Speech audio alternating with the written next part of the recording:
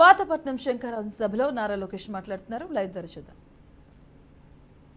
ఎన్నికల ముందల ఎంత తీయగా మాటలు చెప్పాడండి. ఎన్ని మాయ మాటలు చెప్పాడు.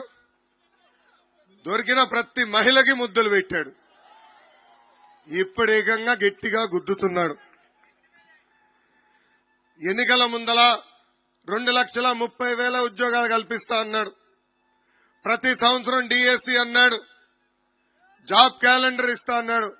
అది కాస్త సాక్షి క్యాలెండర్ గా మారిపోయింది. డిఎస్సి నోటిఫికేషన్ ఒక మోసం. బీసీ స్టడీ సర్కిల్ మూసేశారు. ఎస్సీ స్టడీ సర్కిల్ మూసేశారు. పీజీ ఫీ రీంబర్స్మెంట్ ఎత్తేశారు. విదేశీ విద్య కూడా కట్ చేశారు. అంతెందుకు ఎన్నికల ముందల 6,500 కానిస్టేబుల్ పోస్టులు ప్రతి సంవత్సరం భర్తీ చేస్తానని హామీ ఇచ్చి ఈ రోజు మాట తప్పాడు ఈ జగన్. ఎన్నికల ముందల ఒక మాట అన్నాడు. ప్రభుత్వం ఏర్పడిన మొదటి 6 నెలల్లో పనులు చేస్తే చిత్తశుద్ది ఉన్నట్లని. ఇప్పుడు ఎన్నికలకి కరెక్ట్ గా 4 నెలలు ఉన్నాయనగా ఇప్పుడు డిఎస్సి నోటిఫికేషన్ తీసుకొచ్చి మాయ పనులు చేస్తున్నాడు.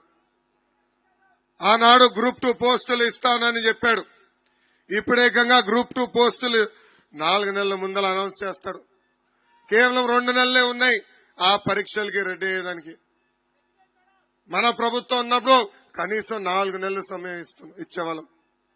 ఫోన్లే సమయం తక్కువ ఇచ్చాడు, కనీసం పోస్టులు ఎక్కువ ఇస్తాడు అనుకున్నాం. ఎన్ని గ్రూప్ 2 పోస్టులు విడుదల చేశాడు తెలుసా?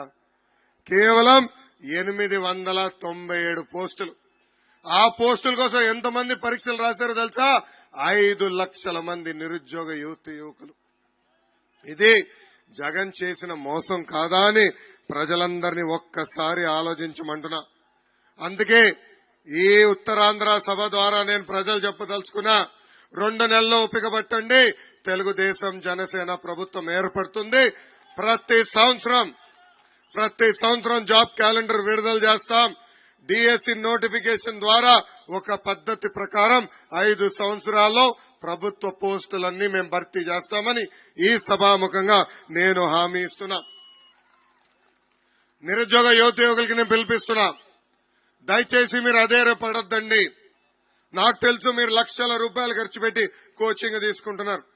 ఈ చేతగాని ప్రభుత్వం చేతుల్లో మీరు తీవ్రంగా నష్టపోయారు.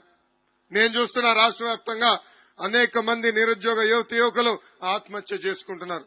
వాళ్ళందరికీ నేను పిలిపిస్తున్నా, 2 నెలల్లో ఓపిక పట్టండి. మిమ్మల్ని ఆదుకునే బాధ్యత వ్యక్తిగతంగా నేను తీసుకుంటాను.